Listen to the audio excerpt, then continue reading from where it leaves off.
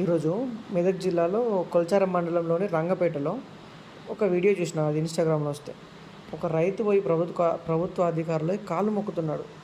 అయ్యా దండం పెడతాయా, కాళ్ళు మొక్కుతాయా, నాకు యూరియా బస్తా అయ్యాను అని చెప్పి. రైతుల పరిస్థితి ఇంత దారుణంగా రావడానికి కారణం ఏంటిది? ఒకసారి రైతులు ఆలోచించారా? రైతుకు సంబంధించిన కుటుంబ సభ్యులు ఆలోచించారా?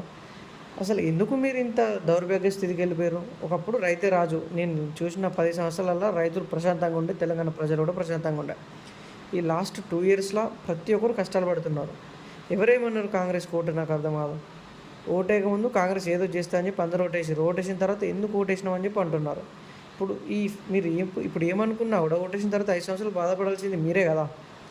ఈ ఎన్నికల్లో గెలవడానికి ఎన్నో హామీలు ఇస్తారు, అవన్నీ నమ్మి కొత్తను ఓటేస్తామా? ఏం కదా అట్లా. అర్హత చూసి ఓటేయాలి. ఇప్పుడు రైతులు పాపం ఎంత కష్టపడుతున్నారు. నీళ్ళు లేవు, కరెంట్ లేదు, యూరియా లేదు, పంట ఎగుమతి లేదు. చాలా కష్టంగా ఉంది నాకు తెలిసి. దయచేసి వచ్చే ఎలక్షన్లో అయినా మంచి నాయకుని ఓటేసుకోండి.